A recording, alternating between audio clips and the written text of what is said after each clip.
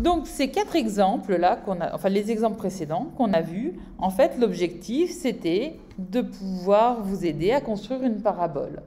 Pour construire une parabole, on va avoir 2 méthodes. Il y a la première méthode qu'on a vue, qui est par manipulation, par manipulation graphique de la fonction carré qui a x associé x au carré. Et cette méthode, on l'utilise quand on a notre fonction du second degré dont l'expression analytique est écrite sous cette forme, ce qu'on appelle la forme canonique. Par manipulation, c'est assez pratique, ça va assez vite. Et donc, on commence par la translation parallèle à l'axe des abscisses de moins p unités. Ensuite, on multiplie les ordonnées de la parabole obtenue par la valeur de a. Et puis, une fois qu'on a donc la parabole qui a pour équation y égale a fois x plus p au carré, pour obtenir la parabole qui est associée à f, on fait notre translation parallèle à l'axe des ordonnées de q unités. Ça va? On les fait bien dans cet ordre-là pour bien tracer la parabole qui correspond à la fonction qui est définie de cette façon-là. Donc ça, c'est la méthode par manipulation graphique. Mais certaines fois, notre fonction, elle ne nous est pas donnée avec l'expression analytique sous la forme canonique, mais elle nous est donnée avec l'écriture développée.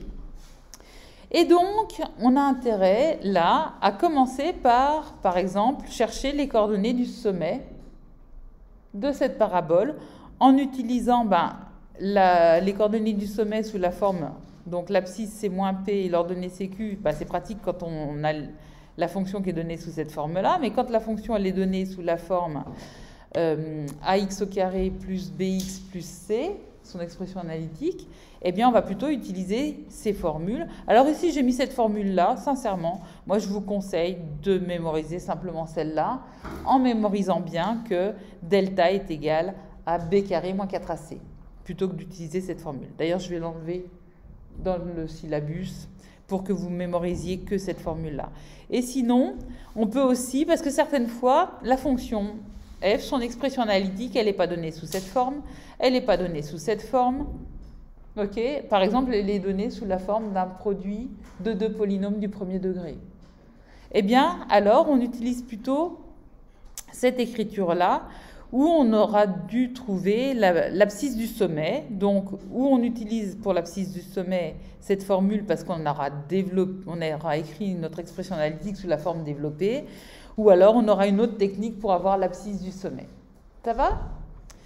Donc une fois qu'on a notre sommet, on mémorise bien que ce sommet, il va correspondre à un minimum si on a une concavité qui est tournée vers le haut, donc un A qui est positif, comme on avait ici, une concavité qui est tournée vers le haut. Alors le sommet, il correspond à un minimum, c'est-à-dire le sommet de cette parabole, comme sa concavité est tournée vers le haut, c'est le point de la parabole qui a l'ordonnée la plus petite, minimum, la plus petite. Okay? Et quand on a une parabole avec une concavité qui est tournée vers le haut, eh bien le sommet de la parabole, c'est le point de la parabole qui a l'ordonnée la plus grande. Donc ça correspond à un maximum. Ça, c'est ça qu'il faut mémoriser dans cette écriture-là, où j'en avais déjà parlé. Donc voilà, donc une fois qu'on a les coordonnées du sommet et qu'on sait s'il correspond à un minimum ou à un maximum, on a déjà une information sur la parabole qu'on va devoir construire, c'est-à-dire tracer. Construire une parabole, ça veut dire la tracer. On a aussi, ce qui est important, c'est l'axe de symétrie de la parabole. L'axe de symétrie de la parabole, il aura toujours pour équation x égale l'abscisse du sommet. Donc ici, si l'abscisse du sommet, je l'obtiens en faisant l'opposé de p, c'est pour ça que j'écris x est égal à moins p. Si l'abscisse du sommet, je l'obtiens en écrivant ça, j'ai x égale à moins b sur 2a. Mais ici, j'aurais très bien pu écrire tout simplement l'axe de symétrie, il a pour équation x égale l'abscisse de S. Donc j'aurais pu écrire x égale x indice S pour parler de l'abscisse du point S. Ça va? Donc ça, je le rajouterai aussi dans le syllabus. Le point de rencontre de la parabole P avec l'axe des ordonnées. Et bien souvent, quand justement on a l'expression analytique de la fonction qui est écrite comme ça, Pour trouver le point d'intersection de la parabole avec l'axe des ordonnées, il suffit, je retourne là-dedans, il suffit de faire comme dans l'exercice qu'on avait vu là, point d'intersection de la parabole avec l'axe des ordonnées, on remplace x par 0. On remplace x par 0 dans l'équation de la parabole. Et donc, pourquoi j'ai mis petit c? C'est parce qu'en fait, le petit c, ça correspond à la valeur de c dans l'écriture. Attention, c'est une vidéo, s'il te plaît. C'est Madame Baudou qui vient perturber ma vidéo. Mais c'est gentil. Bon, donc c'est la valeur de petit c dans l'écriture développée. Ça va? Et c'est pour ça qu'ici, j'ai mis le petit c.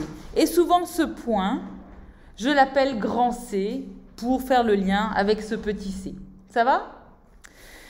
Et puis après, on cherche les points de rencontre de la parabole. Alors, les points de rencontre, ça veut dire les points d'intersection de la parabole avec l'axe des abscisses. Et ben, c'est comme ce qu'on avait fait dans l'exercice 17. On va remplacer en fait donc les points d'intersection de la parabole avec l'axe des abscisses. Hein, le U à l'envers, c'est intersection. Et bien cette fois-ci, c'est le Y qu'on remplace par 0. Et on résout f de x égale à 0. Ça va? Voilà. Et puis, qu'est-ce que je voulais dire d'autre? Ben, une fois qu'on a tout ça, donc on sait que l'ordonnée des points d'intersection de la parabole avec l'axe des abscisses, leur ordonnée vaut 0. On résout cette équation. Et puis après, il nous faudra trouver d'autres points judicieusement choisis pour avoir au moins 3 points sur chaque branche de P, parce qu'on a ce qu'on appelle une branche d'une parabole. Eh bien, ici, j'ai la branche de la parabole qui est à droite de l'axe de symétrie. Et là, j'ai la branche de la parabole qui est à gauche de l'axe de symétrie. Et on a intérêt à les choisir judicieusement parce que, en fait, ben, par exemple, si je mets n'importe quel point ici sur ma parabole, l'avantage, c'est que je peux dire... Trace-moi le symétrique de ce point par rapport à cet axe de symétrie et bim, je retombe sur ma parabole. Donc, quand j'en ai trouvé un sur la branche de droite de ma parabole, eh bien, j'ai son petit copain sur la branche de gauche de la parabole parce qu'en fait, si je trace le segment qui joint ces deux points,